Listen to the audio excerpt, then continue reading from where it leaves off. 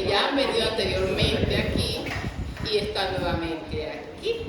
A ver si me da su nombre la parejita que está aquí, por favor. Guillermo, ¿y usted? Alma, Guillermo y Alma.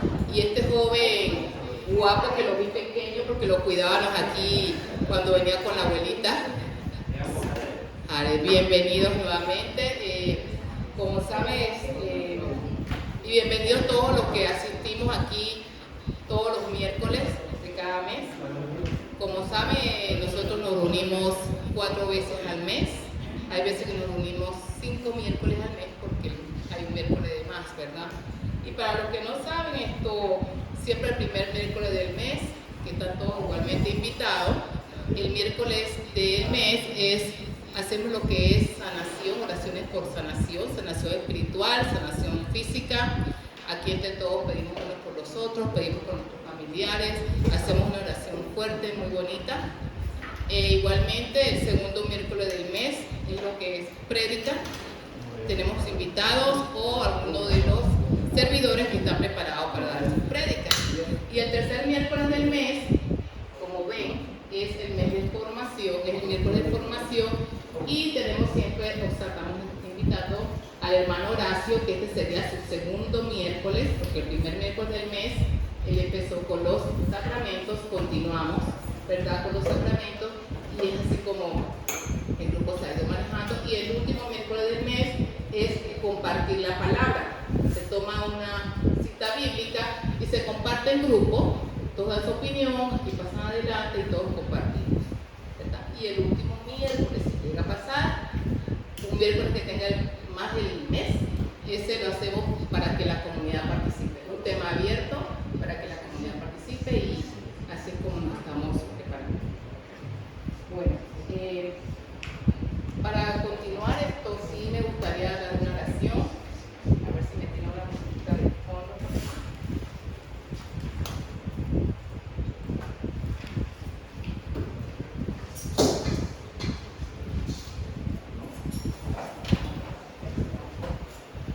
O empezamos con la alabanza para alabar al Señor.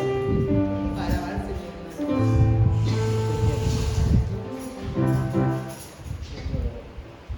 Por favor, para el departamento acá de música, aunque sin maracas, para que animemos un poquito.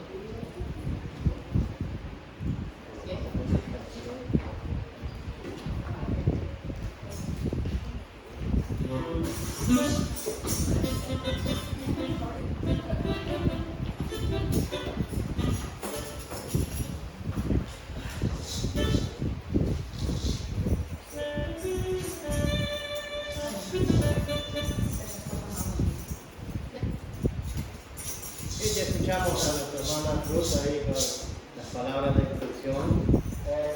No voy a poder usar el micrófono, lo voy a hacer si me escuchan, pues bueno, no les va a tocar leerme lo que estoy cantando. Entonces, primero, antes que nada, pues regalémosle un fuerte aplauso a nuestro Señor. Un aplauso a nuestra Madre Santísima, la Virgen. Y un aplauso que nos da alegría y nos mueve para todo al Espíritu Santo.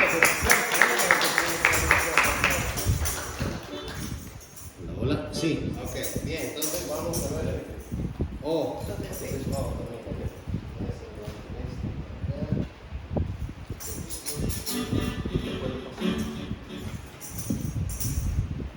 Bien, vamos a usar un poco, no puede conectar el piano, pero con el poco volumen que tenga, lo usamos. Bien, vamos a ponernos de pie. Yo sé que están cansados algunos, pero ahorita van a descansar, ¿sí? Así que vamos a empezar a alabar al Señor. Le vamos a decir que en esta reunión Cristo está, amén. Donde 2 o 3 estén en mi nombre, ahí estaré yo, dice la palabra. Así que un fuerte aplauso para ustedes, quiero ver. Muy bien.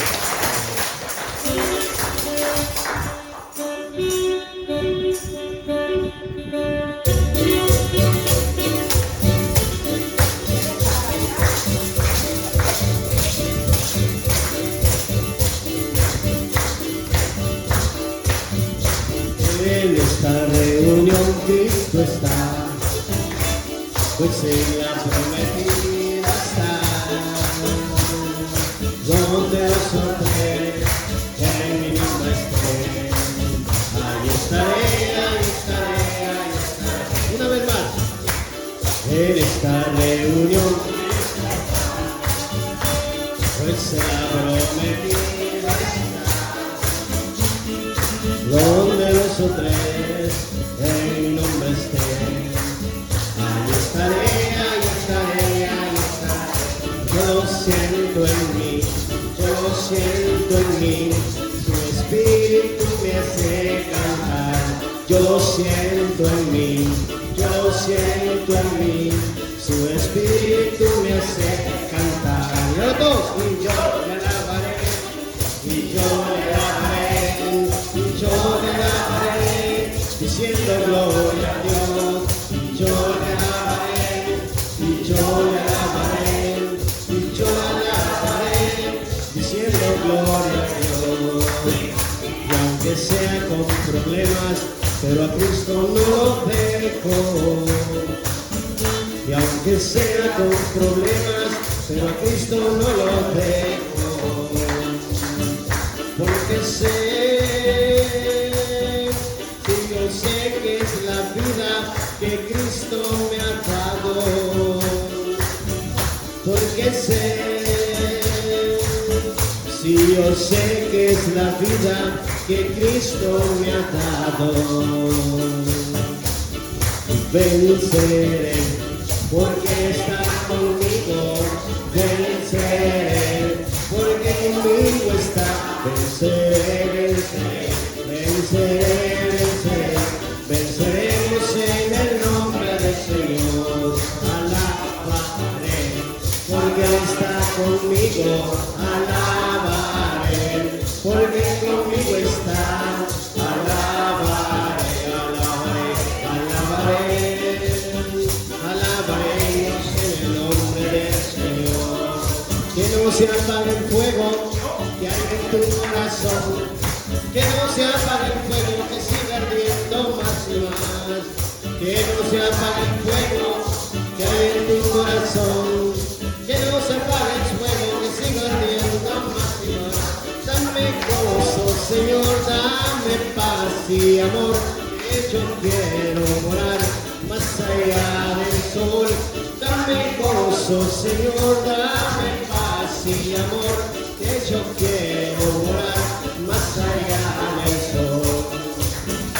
Es María la blanca paloma, y es María la blanca paloma, que ha venido a América, que ha venido a América, que ha venido a América a traer la paz, que ha venido a América, que ha venido a América, que ha venido a América a traer la paz. ¿Y cómo se vino? En el centro de una blanca nube, en el centro de una blanca nube, se vino volando, se vino volando, se vino volando desde Portugal, se vino volando, se vino volando, se vino volando desde Portugal.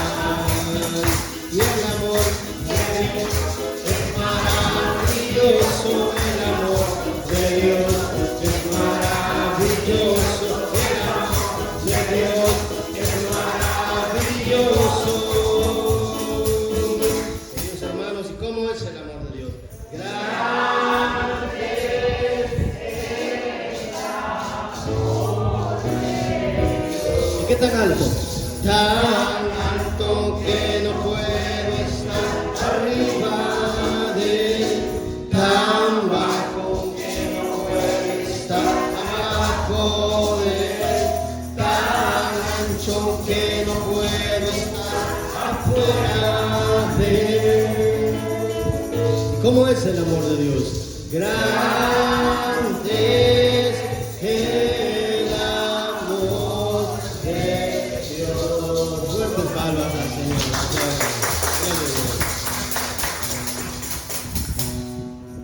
¿Cómo es el amor de Dios? Amor de Dios, amén.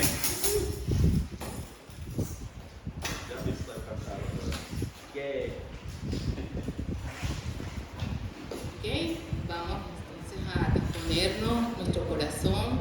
Vamos a hacer una pequeña oración para estar preparados, porque el Señor tiene mucha sabiduría que darnos en el día de hoy, mucha sabiduría que viene por medio del Espíritu Santo. Y tenemos al hermano Horacio, quien será pues, que es esa persona que el Señor haya escogido pues para darnos toda esa sabiduría, toda esa enseñanza que tiene para nosotros. Señor amado, en esta noche, Señor, en esta noche maravillosa en la que nos tienes aquí a cada uno de nosotros, Señor.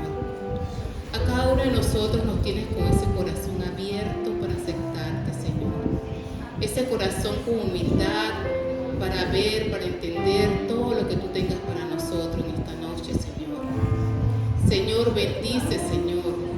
Bendice a cada uno de los que nos encontramos aquí, Señor. No importa por lo que estés pasando en este momento, Señor.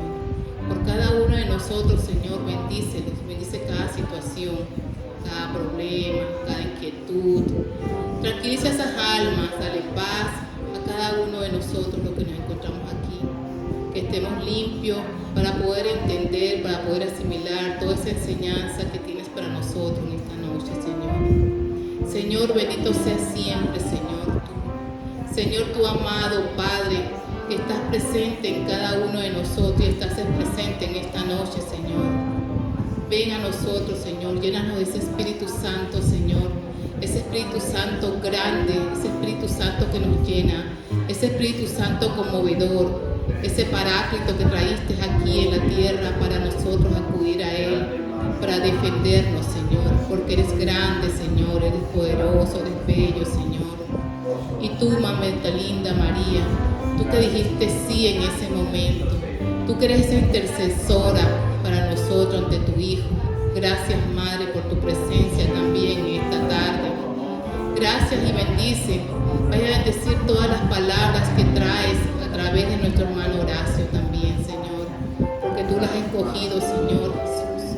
Nos has escogido para que sea Él que nos dé toda esa enseñanza y nosotros podamos captarla, entenderla, asimilarla, creerla, vivirla, porque es muy fácil estar sentado allí y escuchar, pero hay que vivirla, hay que vivir, Señor, hay que vivirlo, porque Él está vivo.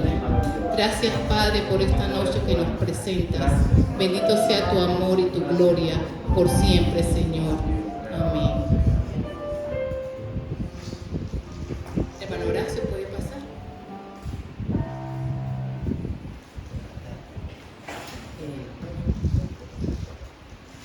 Como siempre, esto nos ponemos de pie, vamos a tender las manos derechas hacia nuestro hermano Horacio, vamos a pedir por él, para que el Señor nos siga llenando de muchas bendiciones. Oh Padre amado, tú que has escogido a tu siervo, el hermano Horacio, Señor, tú que lo has tomado como un intermediario para nosotros, para llevar tu palabra, Señor, tu palabra con sabiduría, Señor. Señor, que podamos nosotros asimilar toda esa enseñanza que tienes para nosotros. Bendícelo, Señor.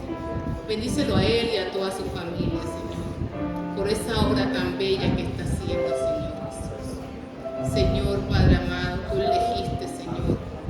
Te pido por él, por su salud, por todo lo que esté pasando en estos momentos, Señor, llenado de ti, Padre amadísimo, llenado del Espíritu Santo, Padre amado, con tu poder y tu gloria, Señor, y que sean tus palabras que salgan a través de él, Señor, para llenarnos con todo tu amor, que nos llenes con esa gran sabiduría que sabes dar tú, Señor.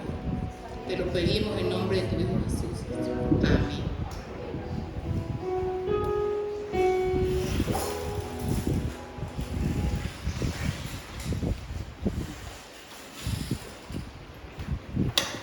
Antes de que el hermano Horacio empiece con la enseñanza de hoy, voy a cantar un cantito precisamente para el mensaje, así que ustedes escuchen lo que es tranquilitos por ahí sentados.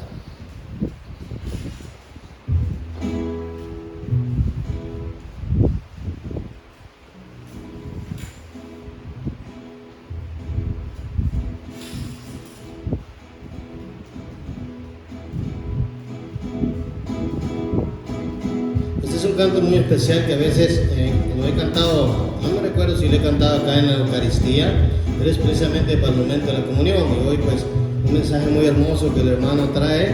Vamos a cantarlo, esta alabanza dice así. Palpita un corazón pidiendo ser amado.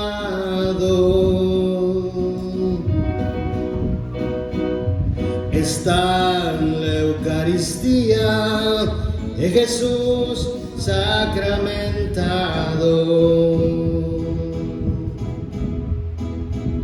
Amor de los amores, cantar de los cantares, oh Santa Eucaristía, manjar de los manjares. La hostia tiene alma, la hostia tiene vida, la hostia es consagrada, es Cristo el pan de vida. Y el coro dice, amor de los amores, cantar de los cantares, oh Santa Eucaristía, manjar de los manjares, oh manantial divino, oh fuente de agua viva, oh Santa Comunión, es Jesús el pan de vida. Y el coro dice, amor de los amores, cantar de los cantares, oh Santa Eucaristía, manjar de los manjares. Para que se aprenda el coro, vamos a decir el coro una vez más. Amor de los amores, cantar de los cantares, oh Santa Eucaristía, manjar de los manjares.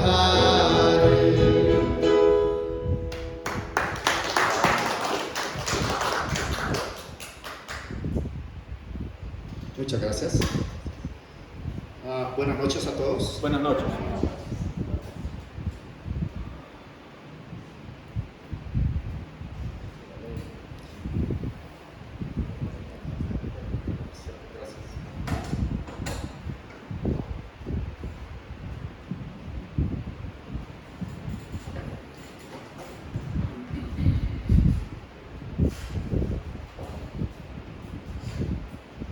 Gracias de nuevo. Sí, creo que sí.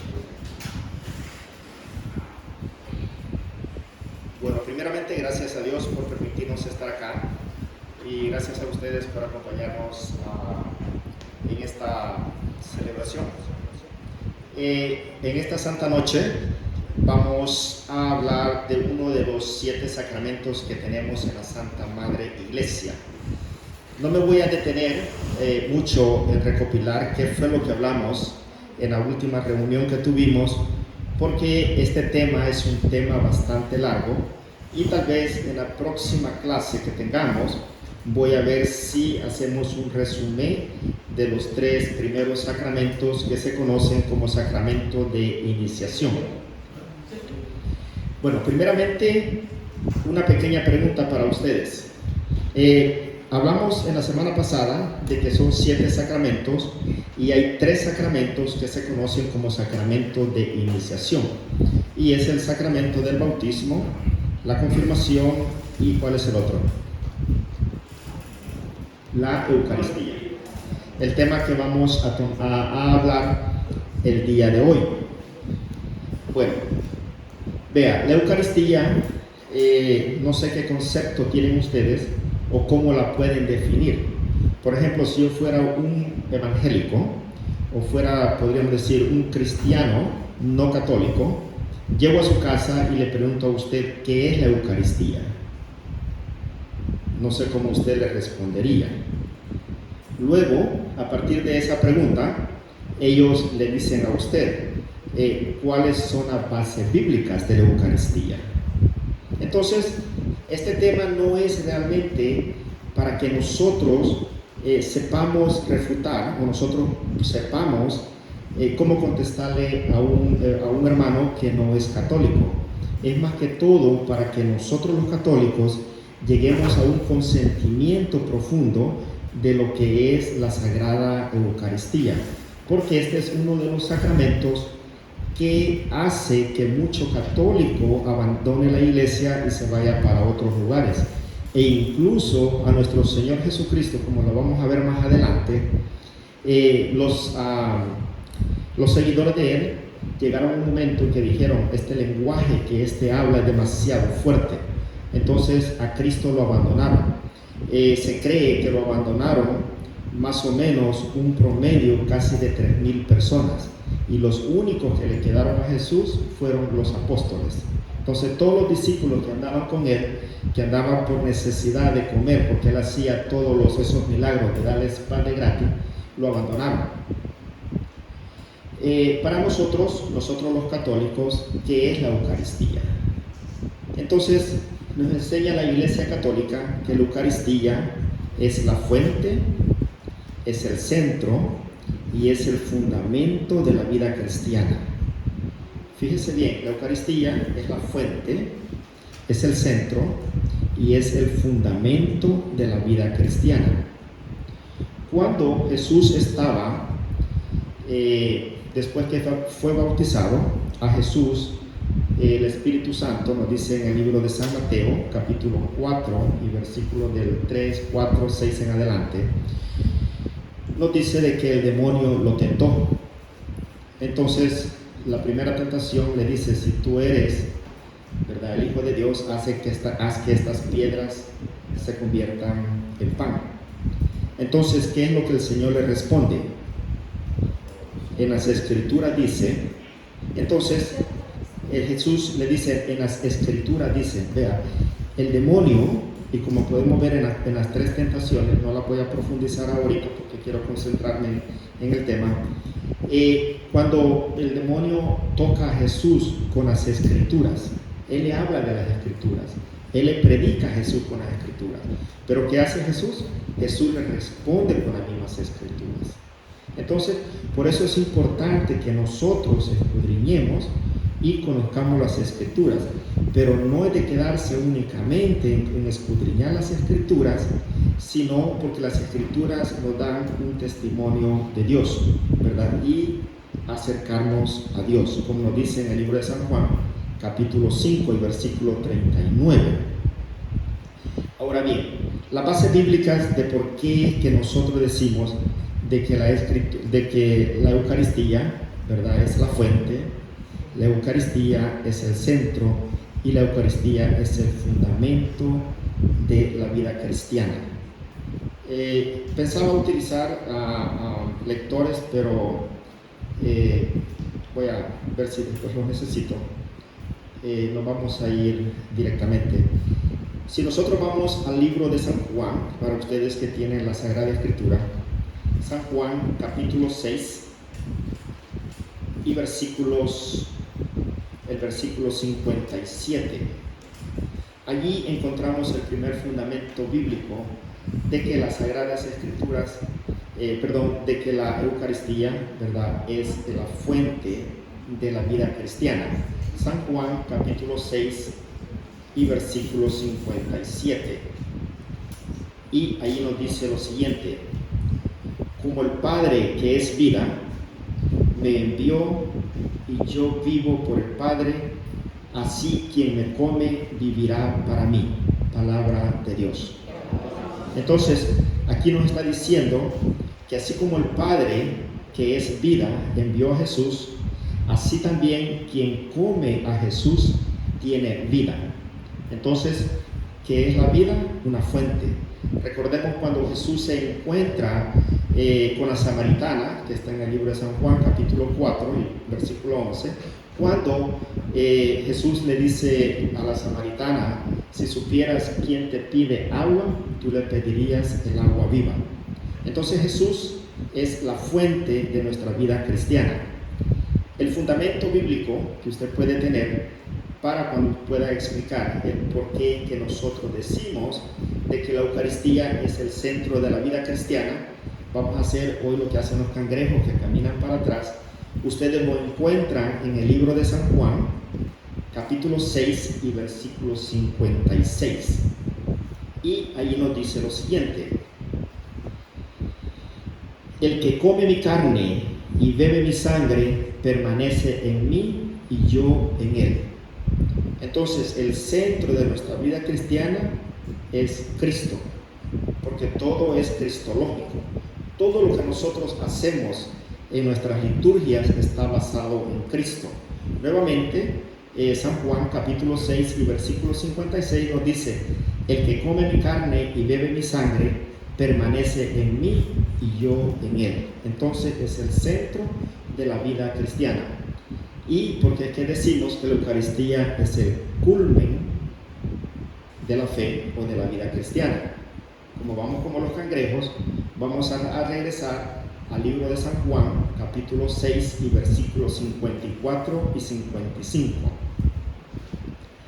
Y la Sagrada Escritura nos dice lo siguiente: el que come mi carne y bebe mi sangre vive de vida eterna, y yo lo resucitaré al último día. Palabra de Dios. Como vemos, el culmen de nosotros, ¿cuál es el culmen de nosotros? Llegar a la vida eterna y que el Señor nos resucite en el último día, ¿verdad? Entonces, ahí tienen tres fundamentos bíblicos, el por qué es que nosotros, ¿verdad?, creemos en la Iglesia Católica que la Santa Eucaristía es la fuente, el centro y el fundamento de la vida cristiana o de nuestra fe. Ahora bien, cuando nosotros hablamos de la Eucaristía, ¿de qué estamos hablando? Estamos hablando de aquel pedacito de pan que está consagrado, pero ¿quién está en ese pedazo de pan? Está Jesús. ¿Cómo nosotros podemos comprobar que Jesús está ahí? ¿Verdad? Nosotros como cristianos y cristianos católicos tenemos que tener la capacidad de poderlo explicar y de dónde es que eso viene. La mayoría de temas que yo presento son desde el punto de vista apologético, y para poder explicar la Eucaristía nos tenemos que remontar al Antiguo Testamento, porque como decía San Agustín, decía que el Nuevo Testamento se encontraba en el Antiguo Testamento, así como un fruto se encuentra en una flor. Está la flor y conforme la flor va muriendo, el fruto va saliendo. Entonces, en el Antiguo Testamento estaba escondido el Nuevo Testamento. Entonces, para poder entender muchas cosas del Nuevo Testamento, nosotros tenemos que conocer un poco del Antiguo Testamento, si no podemos decir pues conocerlo todo. Cuando Dios hizo un pacto con nuestro padre Abraham, que se le conoce como la antigua alianza. En ese pacto, Dios le dice a Abraham de que le va a entregar una tierra, que era la tierra de Canaán. Ahora bien, ¿saben ustedes por qué le ofreció esa tierra de Canaán y no le ofreció la tierra de Egipto o la tierra de otros lugares? ¿No? Vean, Canaán era el nieto, era el hijo de Can. Can era uno de los 3 hijos que se habían salvado en el arca con Noé. Entonces, ¿cómo es posible que ese Canaán era tan maldito que Dios le quita la tierra, ¿verdad? y se la quitan, y hasta ahorita los judíos siguen peleando por tierra, es por el hecho, en la Biblia nos dice, de que después de que terminó el diluvio, dice de que Noé se embriagó, y dice de que su hijo conoció su desnudez. En la Biblia, cuando habla de conocer su desnudez, está hablando de que esa persona tuvo lo que llamamos relaciones sexuales. Prácticamente él abusó de su padre, y se cree que en eso mismo él cometió incesto con su madre. Entonces, por eso es que Noé maldice a Canaán, a su propio nieto, y por eso es que él le quita la tierra. Por eso ustedes han oído la tierra de Canaán. Entonces después la historia continúa y llega hasta nuestro padre Abraham, que lo sacó de Ur de los Caldeos. ¿Por qué? Porque estaban adorando a ídolos. Entonces cuando lo saca, Dios le promete, hace esa promesa, ¿verdad? Hace un pacto que le dice: yo seré tu único Dios. Pero ese pacto Dios lo reconfirma con Moisés. Recordamos nosotros cuando Moisés, primeramente, Moisés cuando estaba pequeñito, dice de que la mamá lo tomó en una cesta, lo puso en el río, se fue, y la hermana del faraón lo crió, y él se crió como un rey en el templo. Cuando él tenía 40 años, él ve de que unos egipcios le estaban pegando a un hebreo. Moisés, la sangre hebrea se le sale. ¿Y qué es lo que decide? Mata a uno de ellos. Entonces, a consecuencia de eso, Moisés se va, ¿verdad? Lo sacan y se va. Entonces, dice que un día él estaba pastoreando las ovejas, cuando ve en el monte Sinaí o el monte Joreb, él ve de que había una zarza que se quemaba. Le llamó curiosidad y fue a verla. Entonces, cuando nosotros encontramos o leemos esa parte que está en el libro de Éxodo, capítulos 3, nosotros casi siempre nos concentramos en la zarza que se estaba quemando.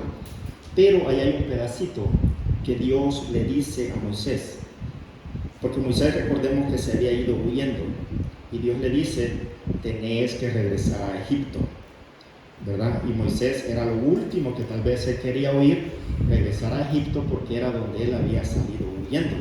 Pero Dios le dice también: dile a Faraón que deje a mi pueblo, que camine 3 días, vaya a las montañas a adorarme. ¿Por qué? Porque nosotros somos un pueblo adorador. El hombre fue creado para adorar a Dios. El 7º día Dios dice que descansó, pero Dios no descansó porque él estaba cansado. Dios descansó porque era el día en que el hombre le iba a adorar y iba a estar junto con Dios. Entonces aquí Dios le dice a Moisés que le diga a Faraón de que deje ir a su pueblo para adorarlo. Entonces Faraón dice que se endureció de corazón, y fue cuando comenzaron las plagas. ¿Se recuerdan cuál es la última plaga que hubo? La muerte de los primogénitos, ¿verdad? Y antes, esa noche, Dios establece algo con Moisés, y eso nosotros lo encontramos en el libro del Éxodo, capítulo 12. Si alguno de ustedes tiene las escrituras, y aquí es donde Dios establece la primera Pascua judía. Y dice lo siguiente, vamos a verlo, es Éxodo 12, sí, y dice lo siguiente: Yahvé dijo a Moisés y a Aarón en el país de Egipto: este mes será para ustedes el comienzo de los meses, el primer mes del año. Hablen a la comunidad de Israel y díganle: el día 10º de este mes, tome cada uno un cordero por familia, un cordero por casa. Pero si la familia es demasiado pequeña para consumir el cordero, se pondrán de acuerdo con el vecino más cercano, según el número de personas y conforme a lo que cada cual pueda comer. Ustedes escogerán un corderito sin defecto, macho, nacido en el año. En lugar de un cordero podrán tomar también un cabrito. Ustedes lo reservarán hasta el día 14 de este mes. Entonces, toda la comunidad de Israel lo sacrificará al anochecer. En cada casa en que lo coman, ustedes tomarán de su sangre para untar los postes y las partes superiores de la puerta. Esa misma noche comerán la carne asada al fuego. La comerán con panes sin levadura y con verduras amargas. No comerán nada de él crudo o hervido, sino que lo comerán todo asado, con su cabeza, sus patas y sus entrañas. Ustedes no guardarán nada para el día siguiente. Lo que sobre al amanecer, quémenlo en el fuego. Y comerán así: ceñidos el cinturón, las sandalias en los pies y el bastón en la mano. Ustedes no se morarán en comerlo.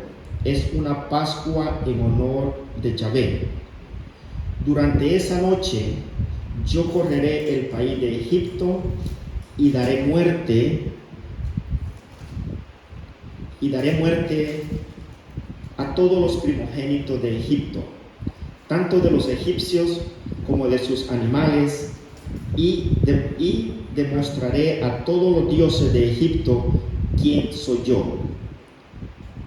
En las casas donde están ustedes, la sangre tendrá valor de señal. Al ver esta sangre, yo pasaré de largo y la plaga no alcanzará mientras golpeo a Egipto. Ustedes harán recuerdo de este día año tras año y lo celebrarán como una fiesta en honor a Yahvé. Este rito es para siempre. Los descendientes de ustedes no dejarán de celebrar este día. Hermanos, esta es la palabra de Dios. Vean, aquí hay ciertos puntos bien importantes que tenemos que sacar. Primeramente, el Señor le dice a Moisés que esa noche va a escoger un cordero o un cabrito que tiene 3 características, ¿verdad? ¿Se recuerdan las características? Que debe ser un macho, o sea, un hombre, sin defecto, y que tenga menos de un año. Vean, ¿por qué menos de un año? Porque el cordero no desarrolla el sentido del olor hasta después que tiene un año. Entonces ese cordero, como se va a llevar a que sea sacrificado. Si el cordero fuera mayor de un año, ese cordero comenzara a pelear y a tirarse para atrás por el olor a la sangre, porque sabe que lo llevan al matadero. Pero como es menor de un año, entonces ese animalito va bien tranquilo. Y eso, inocente, y eso es lo que sucede cuando, si ustedes se acuerdan, de que aquel etíope venía de Jerusalén y le sale a uno de los apóstoles y lo bautiza. Y él le dice que iba escudriñando las escrituras. Venía escudriñando el libro de Isaías, capítulo 53, versículos 7 y 8, donde dice que él fue llevado al matadero, ¿verdad?, como un cordero inocente. Entonces, esa es una de las características. Le dice también el Señor de que se lo van a comer todito, completo, no van a dejar nada. Y por eso, si una familia es muy pequeña, lo iban a calcular de acuerdo a la familia para que lo pudieran comer. Le dice también el Señor cómo lo van a comer. Le dice que lo van a comer con el cinturón ceñido, con el bastón y con las sandalias puestas. Por muchos años los judíos han practicado la Pascua en esa forma. ¿Y saben por qué era que el Señor le deja mandato? Porque esa noche ellos iban a salir de Egipto. Entonces no los iba a tener que se sentaran a la mesa y después iban a arreglar todo, no. Tenían que estar listos para comenzar el camino. Y también le dice pues que no van a dejar nada para el siguiente día porque se les iba a arruinar, ¿verdad? Entonces, allí hay lo que Dios estableció con el pueblo de Egipto. Entonces, por muchos años, el pueblo, por miles de años, como el Señor le dijo, es una fiesta perpetua, y este rito lo celebrarán siempre los descendientes de ustedes, y los descendientes de ustedes no dejarán de celebrarlo. O sea que es una fiesta perpetua que continuaba de año a año. También en el caso del maná, solo se podía comer una vez, no se podía guardar. Entonces también es otra característica, porque finalmente Jesús luego les vuelve y les recuerda, ¿no? Quien ha comido el maná murió, pero el que coma este pan no morirá. O sea, pienso yo que en cierta medida el cordero y el maná y Jesucristo están todos como conectados de la misma manera. Sí. Entonces, tiene razón y ya lo voy a explicar un poquito. Entonces, por muchos años los judíos han venido celebrando esa parte que es la Pascua judía. Ahora bien, ¿cómo es que los judíos celebran la Pascua? Vean, aquí quiero que le pongan mucha atención, porque si ustedes entienden esta parte, van a entender la Eucaristía. Pero desde el punto de vista bíblico o desde el punto de vista teológico, desde el punto de vista de la fe, la Eucaristía, la única forma que nosotros la podemos reconocer y podemos aceptarla es con los ojos del alma, con los ojos de la fe. Con los ojos humanos nosotros no lo podemos ver. Entonces yo les voy a explicar desde el punto de vista bíblico y desde el punto de vista teológico, ¿verdad? Lo que es la Sagrada Eucaristía. Entonces, si se me están durmiendo, traten porque sé que está calientito, porque esta parte es bien importante para que ustedes la puedan comprender. Vean, ¿qué es lo que pasa en una Pascua judía? Aquí ustedes podrían pensar que yo tenía las características de un altar de la Iglesia Católica, ¿verdad? Porque tenemos una mesa, tenemos los candelabros, tenemos una copa, tenemos el plato que el sacerdote usa. Todo esto yo lo he comprado y me lo han traído de Jerusalén. Entonces, vean, esto que ustedes ven acá es una mesa de una Pascua judía, con la diferencia que en la Pascua judía había dos mesas. La mesa en la que se celebraban, diríamos, la liturgia, y había una mesa donde se ponía toda la comida. Entonces, a través de los tiempos, los judíos han desarrollado un libro que se llama Haggadah. Es este libro. Y este libro da todas las reglas que un judío debe de seguir para cuando ellos celebran la Pascua. Nadie se puede salir de este libro, porque si se saltan una parte o se equivocan, tienen que volver a comenzar la Pascua, porque si no, ellos no han renovado esa alianza del pacto con Dios. El Haggadah es, diríamos, para nosotros como el misal romano. Un sacerdote no puede saltarse las partes de la misa. Entonces, este sería como el misal. Pero en el Haggadah hay una parte que se llama, el seder. El seder es el orden con el que se debe de celebrar esa Pascua judía. Ahora bien, vean, porque son 15 pasos que ellos tienen, pero no los voy a hablar todo, lo que me voy a concentrar en lo que es más importante. Primeramente hablaba de las velas, luego una copa. Cuando los judíos celebran la Pascua judía, ellos beben 4 copas de vino. Nunca se llena hasta rebalsarse, sino que aquí hay una pequeña rayita y la dejan hasta allí. Entonces la primera copa es la copa de la bendición, la segunda copa es la copa de las plagas, la tercera copa es la copa de la redención, que fue la que Jesucristo no tomó. La cuarta copa se le llama la copa de las alabanzas o las copas del jalel.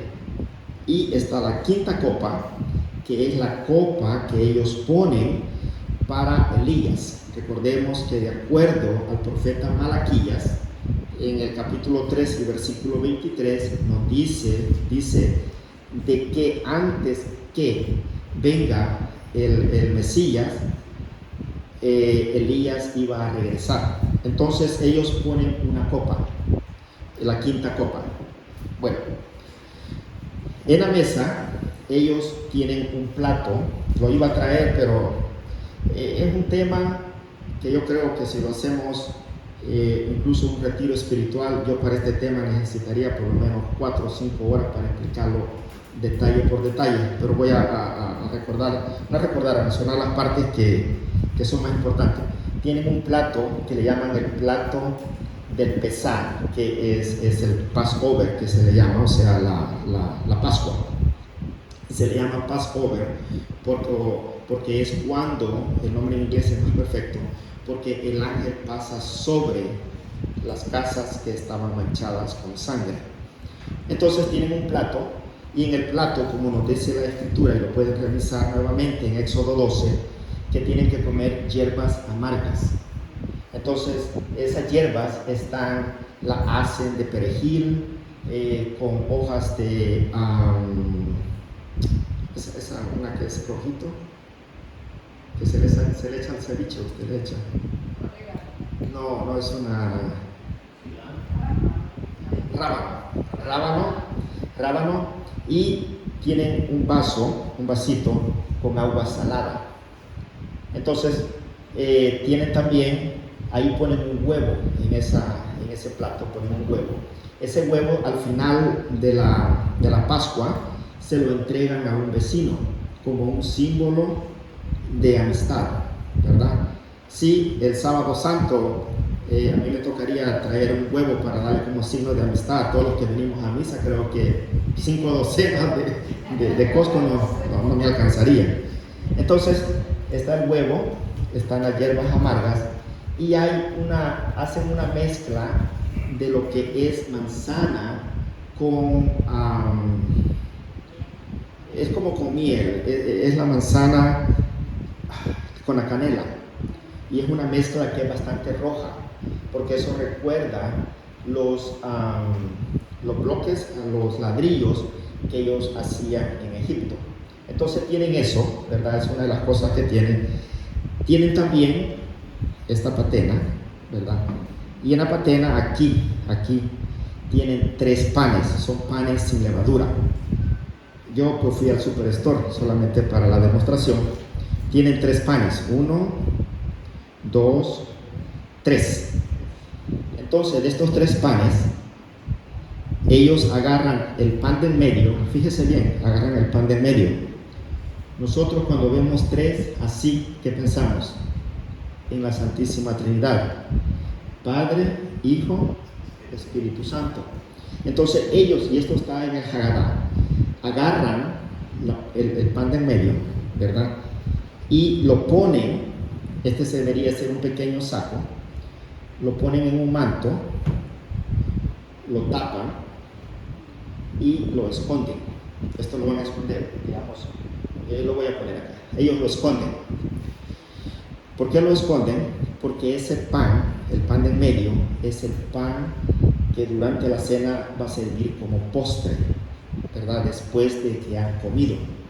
Entonces, estos 2 panes, lo que ellos hacen es de que lo parten cuando están comiendo. Por ejemplo, agarran un pedazo, lo agarran con las hierbas amargas y se lo comen, porque en esa época no había cucharas. Entonces el pan es el que servía como cuchara, ¿verdad? Nosotros lo hacemos En El Salvador comemos el famoso chuco, que agarramos el juguito, metemos al pan y eso estamos chuponeando, decimos nosotros.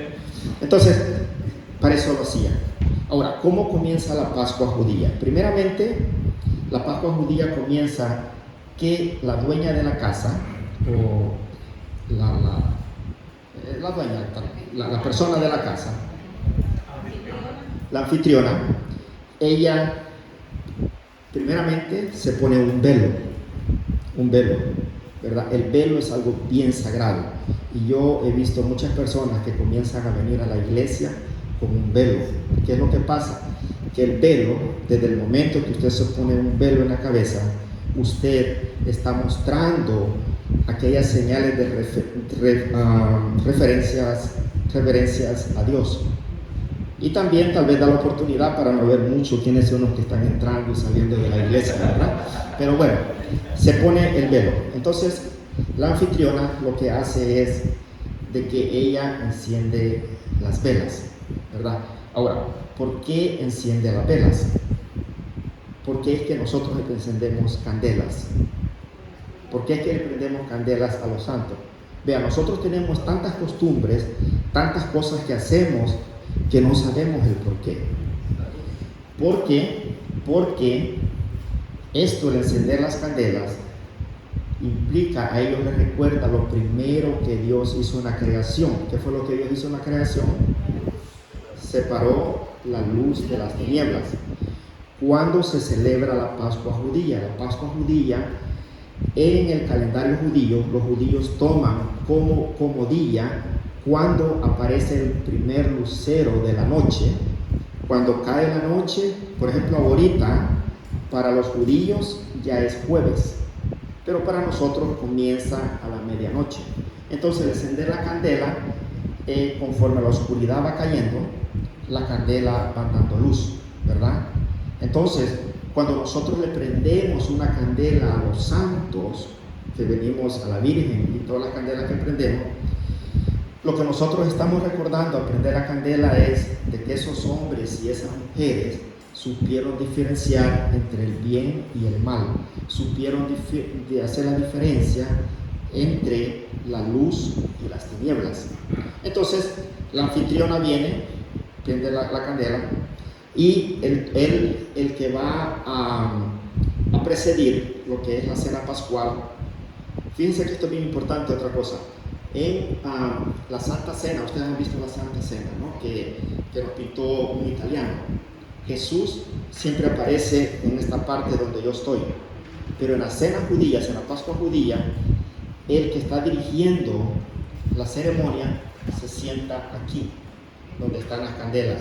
Lo que quiere decir que Jesucristo, como judío, él tuvo que verse sentado en este lado de la mesa, no en el lado del medio. Entonces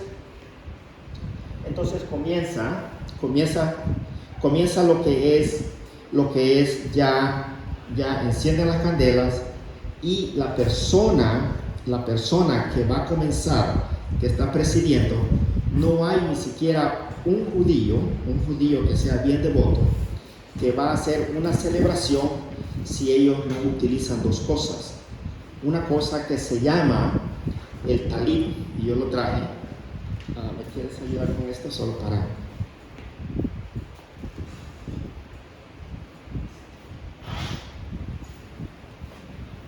Vea, el talib, este es un talib. Esto también lo he traído de Jerusalén. Aquí en medio está un texto bíblico que está en el Deuteronomio, pero también lo encontramos en el Levítico 11:44, que dice: ser santos como yo soy santo. Y esas son las mismas palabras que Jesucristo dice en la primera carta de San Pedro, capítulo 1 y versículo 16. Vean, cuando el judío va a celebrar matrimonio, va a entrar a una sinagoga, ellos lo primero que hacen es que besan el texto bíblico. ¿Qué les recuerda a ustedes eso en la Santa Misa? Para que vayan haciendo la conexión. El sacerdote, el judío no puede celebrar una fiesta si no se ponía el talib. Un sacerdote no puede ministrar si no tiene la estola. ¿Qué es lo que el sacerdote hace? Besa la cruz que está atrás en la estola. Entonces viene el judío, ¿verdad? Se pone el talit. Te van a decir, un judío salvadoreño, pequeño, gordito, bueno. Entonces se pone el talit, ¿verdad? Este talit tiene la estrella de David. Se cree que la estrella de David está basada en un texto bíblico que está en Cantar de los Cantares, capítulo 6 y versículo 3, donde dice, yo soy de mi amado y mi amado es mío. Al mismo tiempo, el lugar de reunión entre Dios y el hombre es las montañas. Ahí fue donde Dios le dio los 10 mandamientos, le dio las tablas a Moisés, y también Jesús, su primer discurso, lo hace en un cerro. Entonces se lo pone el talit. El talit tiene 4 flecos. Aquí están los flecos. Si ustedes lo pueden ver, vamos a hacer este de aquí atrás. Tiene 4 flecos. ¿Qué indican los 4 flecos? Los 4 puntos cardinales. En el fleco, en cada uno de los flecos, tiene 5 nudos. ¿Qué son los 5 nudos? Son los libros de la Torá que ellos tienen, lo que quiere decir que la Torá controla todos los 4 puntos cardinales.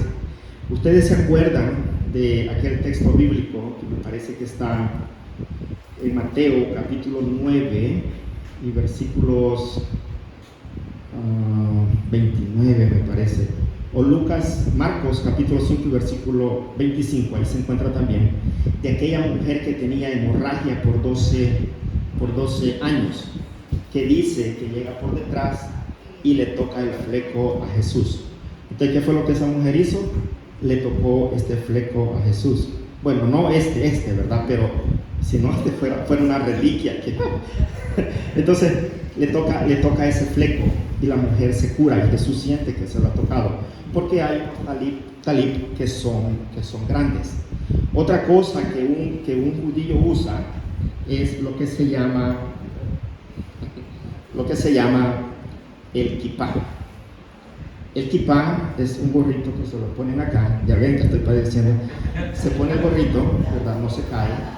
Entonces, ¿qué es lo que ustedes ven cuando ellos están orando y constantemente se tocan esto? ¿Qué es lo que esto significa? Que el hombre llega hasta aquí. Yo, como soy pequeño, llego hasta aquí. De aquí para arriba es Dios. ¿Quién tiene el talit en la iglesia? Ahorita, digamos, en nuestra iglesia católica. ¿Y quién más? Los obispos. ¿Cómo se le llama? Una señora dijo la virginidad de los padres, pero no. Se llama solideo, lo que quiere decir solo Dios, ¿verdad? Entonces, cuando ustedes ven a Monseñor Miller que se toca esto también, es un recordatorio, ¿verdad? Que hasta allí llegamos nosotros.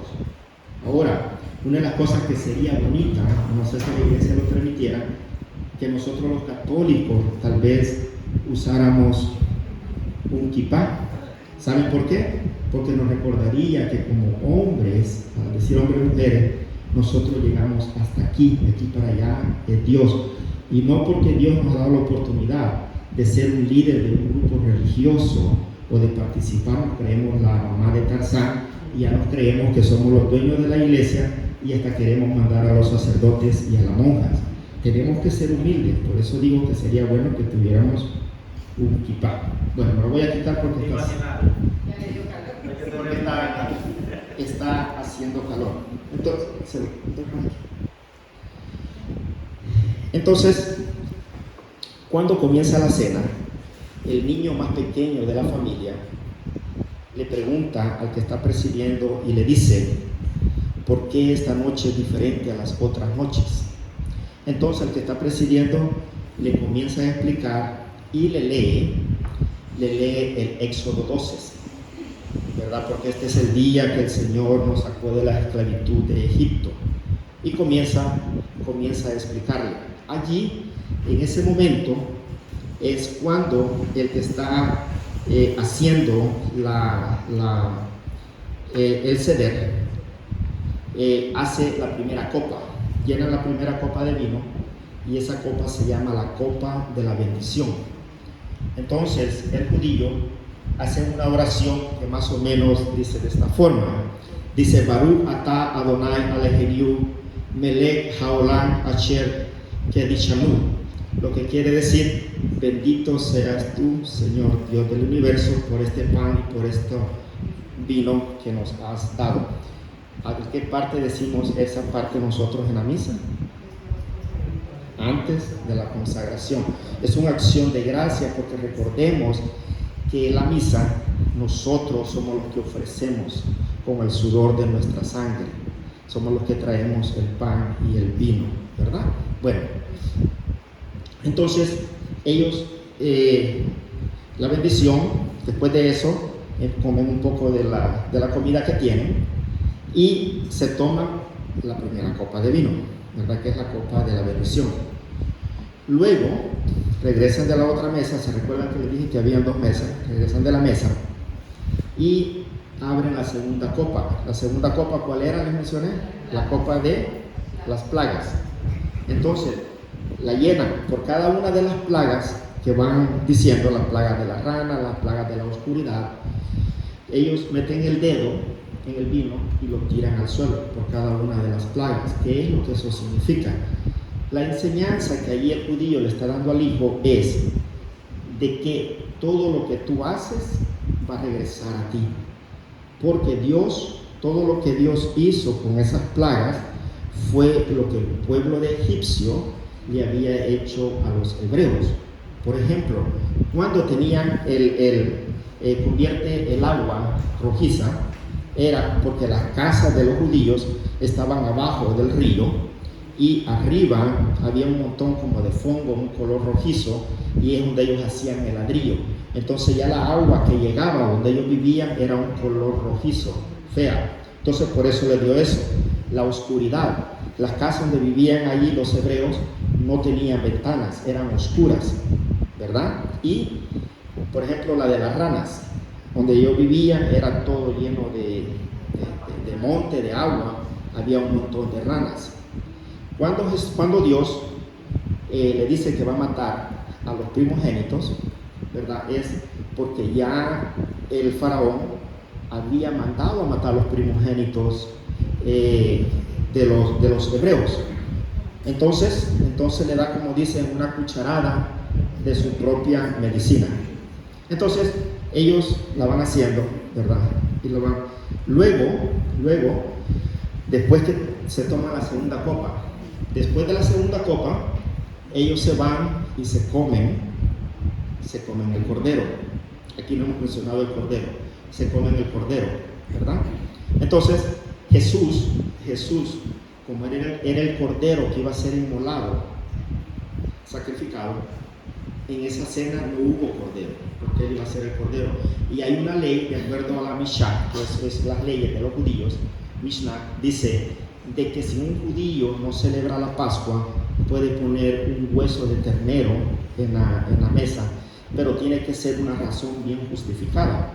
Y la razón de Jesucristo era bien justificada, de que él no iba a estar para esa cena pascual, porque él era la cena pascual.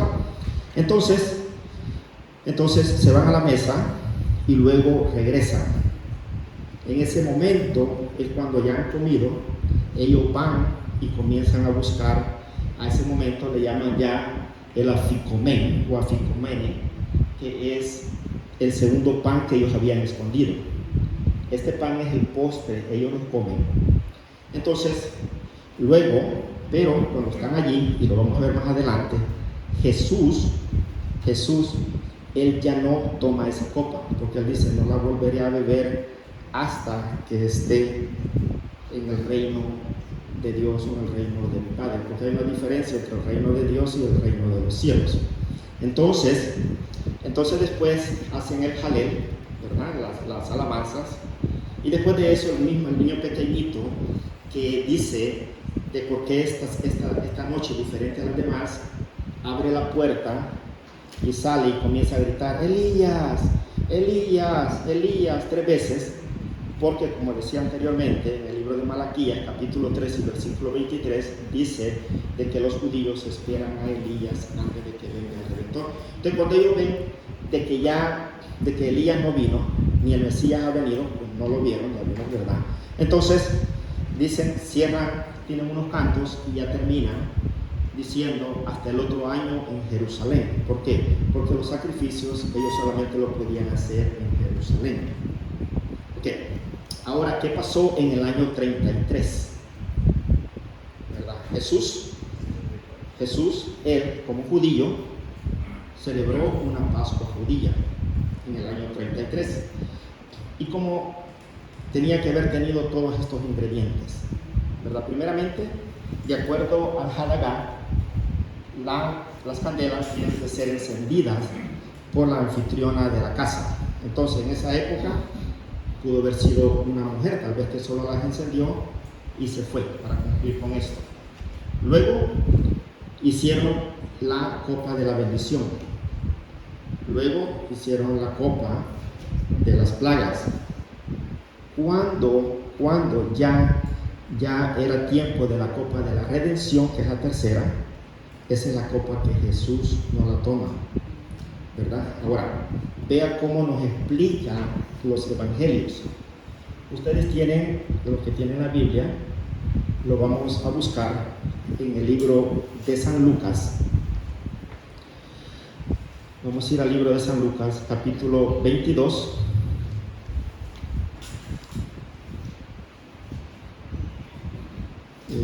Lucas capítulo 22 y versículos, vamos a ver el versículo 15 para comenzar. En el versículo 15, Jesús, Lucas 22, 15, ahí está, y Jesús, a ver, la vamos a hacer desde un poquito más abajo, porque ¿qué fue lo que pasó ese día? Dice de que se acercaba la fiesta de los panes sin levadura, o sea, se acercaba la Pascua, llamada también fiesta de la Pascua. Aquí está en la Biblia. Los jefes de los sacerdotes y los maestros de la ley no encontraban la manera de hacer desaparecer a Jesús, pues tenían miedo del pueblo. Vea, aquí lo interesante, si ustedes regresan al libro del Éxodo, dice el Señor, dice Dios, de que van a escoger un carnero el día 10, que es el mes de Nisan del primer año, y lo van a sacrificar el día 14. ¿Qué día fue que Jesús entró al templo? Un día domingo. En Jerusalén hay una puerta que le llaman la puerta de los corderos. Era donde entraban los corderos cuando los sacerdotes los iban a comenzar a revisar para ser sacrificados en la Pascua. ¿Qué nos está diciendo aquí las Escrituras? De que los sacerdotes no encontraban la forma de acusar a Jesús. O sea, que esos sacerdotes estaban probando si realmente ese cordero era macho, sin defecto, y en este caso, menos de un año, era un joven, ¿verdad? Bueno, vea, en el versículo 15, me voy a pasar hasta allá. En el versículo 15, Jesús le dice a los apóstoles, y le dijo: yo tenía gran deseo de comer esta Pascua con ustedes antes de padecer. El judío no puede participar de una Pascua hasta después que ha hecho lo que le llaman el Bar Mitzvah, que es a la edad de 12 años. Entonces Jesús había participado de las Pascuas desde los 12 años a la edad de 32 años, pero él ya había tenido 2 Pascuas con los apóstoles, ¿verdad? Porque esto fue el año 33, el tercer año. Él dice: he tenido un gran deseo de comer esta Pascua. ¿Por qué esa Pascua era tan importante para Jesús? San Juan nos da la respuesta. San Juan dice que esa Pascua era una Pascua muy, a la forma que lo pone, muy sagrada, ¿verdad? Una Pascua, y esa palabra muy, lo que quiere decir que en el año 33 la Pascua judía cayó el mismo día sábado, el Shabbat. porque para el judío él celebra la Pascua el día 14, ¿verdad? Y ese 14 es el Shabbat para ellos, no importa que sea lunes, martes, miércoles, jueves, pero ese día cayó un día sábado, y eso se puede comprobar también con las Escrituras. Bueno, hablábamos de que cuando están en la cena, Jesús hace y dice algo que él se sale del libro del Halagá, algo que un judío no lo puede saltar ni lo puede cambiar. Es como que un sacerdote esté celebrando la misa y a media misa se va. Entonces no complementó la misa no ha terminado, ¿verdad? Esa Pascua no ha terminado. Entonces lo mismo sucede con el judío, pero cuando están en la cena, Jesús ya comienza a hacer algo diferente. Primeramente dice que se ciñó la cintura y le lavó los pies a los apóstoles. También le dijo otra cosa: hay aquí entre uno de ustedes que está mojando el pan en el agua conmigo, que me va a traicionar. Pero ya había un problema: ¿quién estaba comiendo el pan y agua de la misma copa con Cristo? Todos los apóstoles, eran todos, porque todos lo estaban comiendo y todos lo traicionaron. Pedro lo traicionó, los demás se fueron. Entonces comienzan a preguntarse y le hacían señas a Juan, preguntarle, porque tal vez tenía el conecte con él, preguntarle. Entonces, ¿seré yo? Finalmente Judas le dice: ¿seré yo? Y Jesús le dice: bueno, tú eres, haz lo que vas a hacer. Para los apóstoles eso no fue algo sorprendente, porque generalmente en la Pascua había que hacer una actividad de benevolencia, una actividad, digamos, como una donación, y Judas era el encargado de la plata. Entonces se pensó de que Judas salió, ¿verdad?, a hacer algo por ellos. Entonces dice la Escritura, después que cuando ellos estaban sentados en la mesa, ¿verdad?, y lo vamos a leer, y aquí le va a dar sentido lo que le he explicado hasta ahorita. Lo vamos a ver primeramente en el libro de San Lucas, capítulo 22 y versículos 19. Allí Jesús dice, vamos a hacer desde el 17, dice: Jesús, aceptando una copa, dio gracias y le dijo: tomen esto y repártanselo entre ustedes, porque les aseguro que ya no volveré a beber del fruto de la vid hasta que llegue el reino de Dios. Fíjese bien, aceptando una copa, ¿verdad? Luego Jesús dice: después tomó pan y dando gracias lo partió y se lo dio diciendo: este es mi cuerpo que es entregado por ustedes. Hagan esto en memoria mía. Realmente la traducción correcta es en memorial mío. Hizo lo mismo con la copa después de cenar.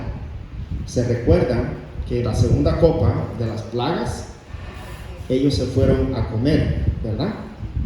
Después regresan a la mesa ceremonial y dice: después, vamos a ver, hizo lo mismo en el versículo 20 con la copa después de cenar, o sea, ya donde habían comido el cordero. Vean las cositas bien importantes que muchas veces las escuchamos y no las explican, no las entendemos, después nos vamos y salimos criticando que la Eucaristía es simplemente un símbolo. Diciendo: esta copa es la alianza nueva, sellada con mi sangre, que es derramada por ustedes. Esa palabra de donde dice esta copa, que es un cáliz, ¿verdad?, es la alianza sellada con mi sangre. Esa era la oración que el sacerdote hacía cuando mataba a los corderos. Pero Jesús aquí dice: es una alianza nueva. Lo que quiere decir es que la alianza antigua va quedando atrás, ¿verdad? Entonces esta noche Jesús instituye, ¿verdad?, la Eucaristía y también instituye el sacerdocio. ¿Por qué?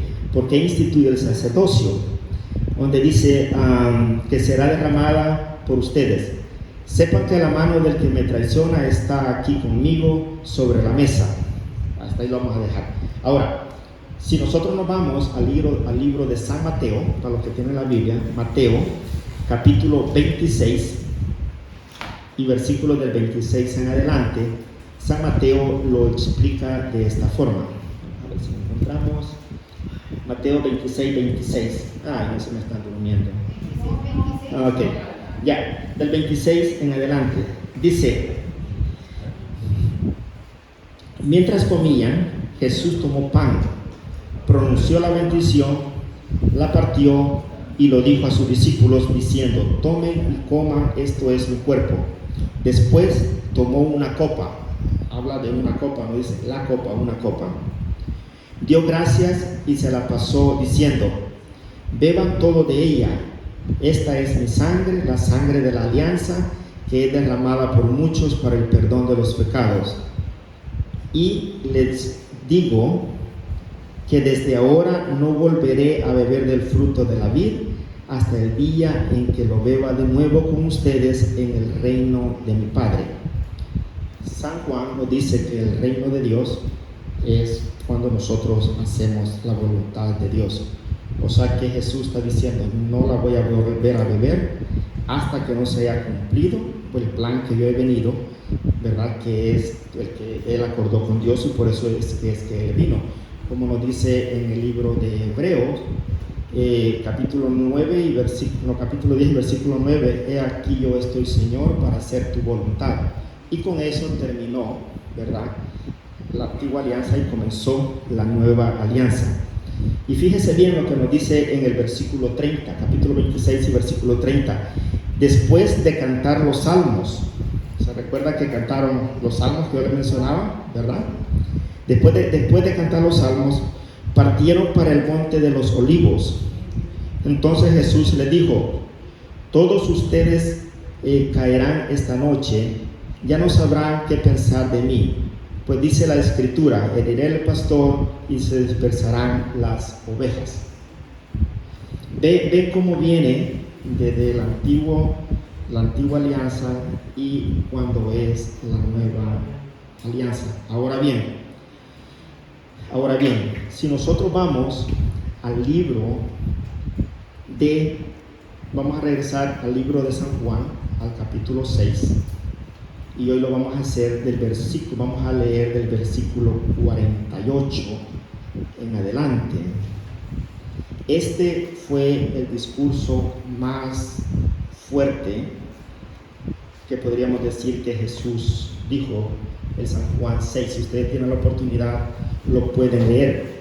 San Juan capítulo 6 y versículo 48 dice lo siguiente. Dice: Jesús dijo: yo soy el pan de vida. Sus antepasados comieron el maná en el desierto, pero murieron. Aquí tienen el pan que baja del cielo para que lo coman y no mueran. Aquí Jesús está hablando de los dos panes: el pan de la antigua alianza, que fue el maná, y el que el hebreo se sentía muy orgulloso porque les había bajado pan del cielo. Pero Jesús les dice: yo soy el pan bajado del cielo. En el 51 Jesús le dice: yo soy el pan vivo que ha bajado del cielo. El que coma de este pan vivirá para siempre. El pan que yo daré, lo promete, el pan que yo daré es mi carne y lo daré para la vida del mundo. Entonces nos dice en el libro de San Juan, en el capítulo 60, de que los judíos comenzaron a murmurar y decían: este lenguaje es muy fuerte. ¿Por qué? Porque la palabra que Jesús usa cuando dice comer, usa una palabra griega que es fago, ¿verdad? Esto se llama esófago, fago, ¿verdad? Entonces, pero cuando Jesús dice coman mi carne, Él usa una palabra griega que significa trogo. O sea, trogo es tragar, masticar, chupar, Ustedes han oído muchas veces, tenemos un dicho nosotros que dice, no, es que este bicho, hablando del salvadoreño, este bicho no come, sino que este traga, ¿verdad? Porque no mastica, sino que... Entonces Jesús les dice, la palabra que usa de comer es tragar. Entonces, por eso es que los judíos dicen, empezaron a murmurar y dijeron, este lenguaje es demasiado fuerte. Entonces, nos dice, y anótenlo muy bien, nos dice las Escrituras en el libro de San Juan, capítulo 6 y versículo 66. Fíjense bien, 666, el anticristo, ¿verdad? Ahora, ¿quiénes son los anticristos? Vean, son aquellos que están en contra de Dios.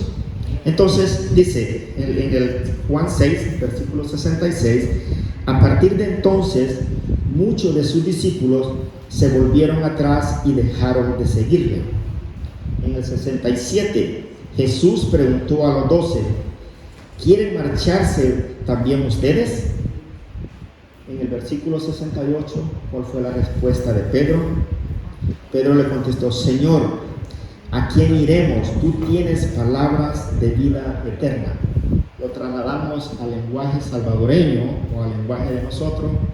Señor, yo no te entendí nada. No sé de qué me has hablado. Pero si tú lo dijiste, así es cierto. Por eso es que la Eucaristía, nosotros, si la tratamos de ver con los cuerpos, el cuerpo con los ojos humanos, no la vemos. Tiene que ser con los ojos del Espíritu. Y hay un ejemplo bien claro, y por aquí voy a ir terminando. Hay un ejemplo bien claro. Si regresamos al libro de San Lucas, capítulo 24, Lucas 24, oh, ya se me fue el músico, ¿no? Sí, antes de que te quiero hacerte una pregunta sencilla, Sí. porque tengo una duda. Cuando está Jesús en el monte de los olivos y dice, Señor, aparta de mí esta copa, ¿cuál copa se refiere? Ok, por eso les dije, fíjense, me ponen atención para entendiendo la Pascua judía, van a entender lo que es el Nuevo Testamento de la Eucaristía. ¿Cuántas copas hay en la mesa de los judíos? Ok, 4 o 5. La primera, La bendición. la bendición, la segunda, La de los clavos. y la tercera. Y dice que y después de la segunda van a comerse el cordero. Entonces regresan en la copa de la redención, la que Jesús quiere que Dios le quite. Pero ¿por qué Jesús quiere que Dios se la quite? Por una simple razón. Jesús es verdadero Dios y verdadero hombre. Y como hombre, Él sabía lo que le esperaba el siguiente día. Pero sabe una cosa muy bonita de esto también que podemos aprender, es que mientras nosotros como humanos, nosotros sufrimos, nosotros no queremos hacer la voluntad de Dios. ¿Qué es lo que pasa en ese momento? Cuando finalmente Jesús dice, Señor, que sea tu voluntad, los ángeles bajaron, lo empezaron a consolar. Pero antes de eso, Jesús sudó sangre. Pero cuando Jesús acepta, es la voluntad del Padre, por esto yo he venido, Jesús prácticamente se dejó ir con Dios. Y nosotros muchas veces nos queremos oponer a la voluntad de Dios con nosotros. Y por eso es que nosotros sufrimos, porque no tenemos esa confianza de ponernos en las manos de Dios. Y cuando nosotros nos ponemos en las manos de Dios, créanme, todo va, pero miren, bien tranquilo, no pasa nada. Entonces le dice, vamos a regresar, le dije a Lucas 24 y capítulo 24 y vamos a hacer siempre la de los cangrejos porque ya me quedó la maña. Vamos a ir al versículo 30 y 31 y dice, y mientras aquí está hablando de los discípulos de Emaús, que cuando fue que Jesús se le apareció a los discípulos de Emaús, el mismo domingo ¿verdad? Cuando había resucitado. Iban aquellos dos que habían estado 3 días en Jerusalén, hablando entre ellos, peleando. Pensamos que ese era el Salvador, que ese era el Mesías, pero tal vez nos enganchó y, ¿verdad? Ahora ya se murió y unas mujeres dicen que resucitó, bueno, y un montón de cosas. Van hablando, van peleando ellos. Finalmente, cuando ya están cerca de Emaús, que está a 12 kilómetros de Jerusalén, Jesús hace el mate que se va a alejar de ellos. Y dice en el versículo 30, vamos a ver, vamos a hacer desde el 29, dice, al llegar cerca del pueblo al que iban, hizo como que quisiera seguir adelante, o sea, que los iba a dejar. Pero ellos le insistieron diciendo, quédate con nosotros, ya está cayendo la tarde y se termina el día. Entró pues para quedarse con ellos. Y mientras estaba en la mesa, fíjese bien, en la mesa, ¿verdad? En la mesa. Y mientras estaba en la mesa con ellos, tomó el pan, pronunció la bendición, lo partió y se lo dio. En ese momento se le abrieron los ojos y lo reconocieron, pero él desapareció. Entonces, el pan, el afimoken que tengo aquí, el pan, ¿cuándo lo reconocieron? Cuando lo partió, ¿verdad? Y ahora bien, ¿qué fue lo que pasó? Que Jesús desapareció, pero Jesús no desapareció. Jesús ha quedado en la Eucaristía. Y ese es el Jesús que nosotros tenemos. Pero vea, y no lo voy a criticar, solamente para hablar. Ahí tenemos el tabernáculo. ¿A quién tenemos? A Jesús. Pero si en verdad nosotros que Jesús está allí, yo les aseguro que ustedes no estuvieran aquí conmigo. Allá estuviéramos. ¿Cuántos de los que estamos en esta reunión pasamos a saludar al Señor antes de venir a la reunión? Bendito sea Dios. Entonces, si ahorita nos dijeran, el Papa Francisco viene y está allá adentro, rapidito nos vamos, me dejan hablando solo, porque viene el Papa, pero el Papa es representante, pero Cristo en la Eucaristía está allí, y es lo que nosotros en la Iglesia Católica estamos fallando, porque nosotros enseñamos la catequesis, casi como yo la estoy enseñando aquí, pero no le enseñamos a los niños a orar, no le enseñamos a los niños a tener ese tiempo con Cristo consagrado, ¿verdad? Eso nosotros no lo hacemos en la catequesis.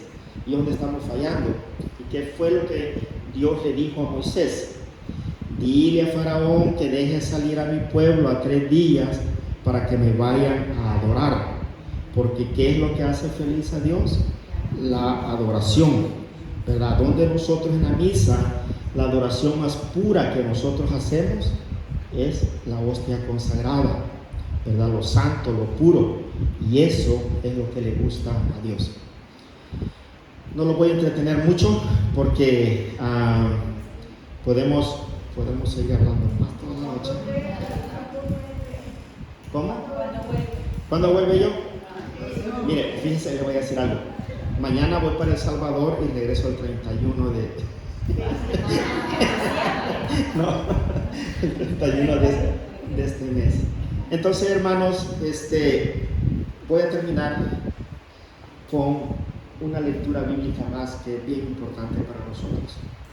Y porque primeramente Jesús lo promete, el pan caído del cielo yo se lo voy a dar. ¿A dónde Jesús lo cumple? Lo cumple en Lucas 22, 19, cuando dice, este es mi cuerpo.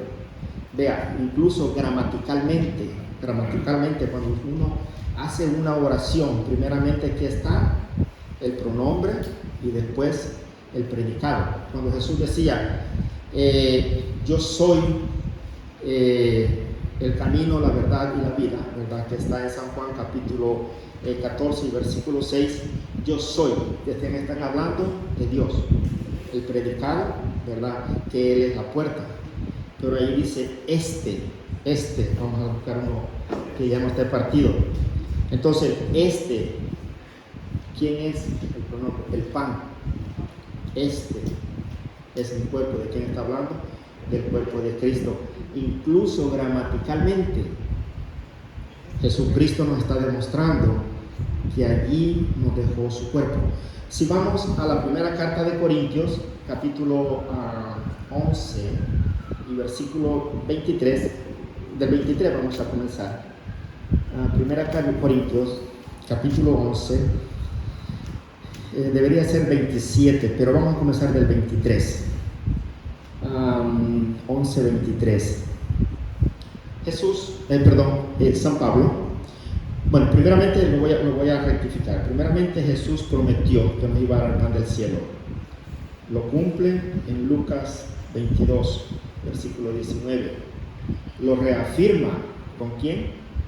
Con los discípulos de Maús en Lucas 24, capítulo 29 al 30.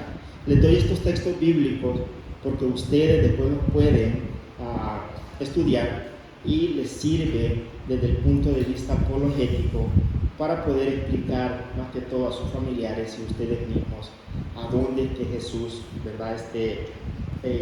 Lo reafirma en Emaús. Y después, ¿quiénes toman posesión de eso? Los apóstoles. Vea lo que dice San Pablo en la carta a los Corintios, capítulo 11 y versículos del 23 en adelante, dice: yo he recibido del Señor lo que a mi vez les he transmitido. Solamente en esa parte, cualquiera podría decir, San Pablo está mintiendo, porque San Pablo no conoció a Jesús, no anduvo con Jesús, por lo que nosotros sabemos. Pero ¿de quién lo había recibido él? Del Señor, de los apóstoles. Y al recibirlo de los apóstoles, lo había recibido del Señor. No sé si me hacen la conexión. Dice: yo he recibido del Señor lo que a mi vez les he transmitido.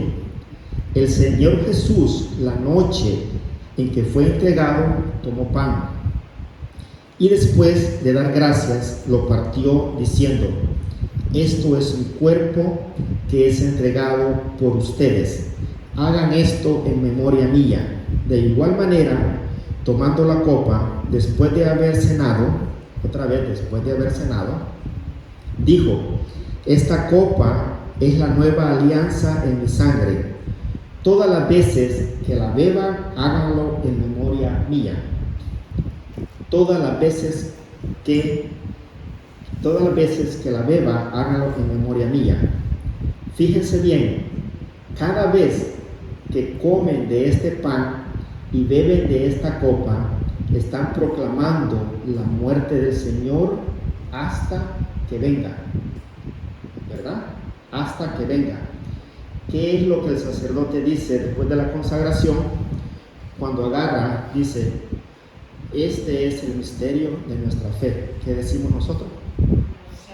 Somos tu muerte, proclamamos tu resurrección, ven Señor Jesús. Bueno, entonces, hasta la muerte del Señor hasta que venga.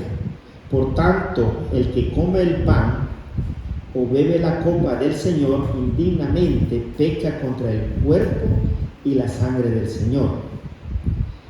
Cada uno, fíjese bien, el que come el pan y bebe de la copa, o sea, es el cuerpo del Señor, ¿verdad? Cada uno pues examine su conciencia y luego podrá comer el pan y beber de la copa. El que come y bebe indignamente, come y bebe su propia condenación por no reconocer el cuerpo, y por esta razón varios de ustedes están enfermos y débiles y algunos han muerto. ¿Quiénes son los que han muerto? Todos aquellos hermanos que han dejado la santa doctrina. Porque dice: el que coma y beba mi cuerpo, yo estaré con él estará conmigo y lo resucitaré el último día. Hermanos, ¿queremos resucitar? Ahí está el mandato del Señor. Alabado sea Jesucristo.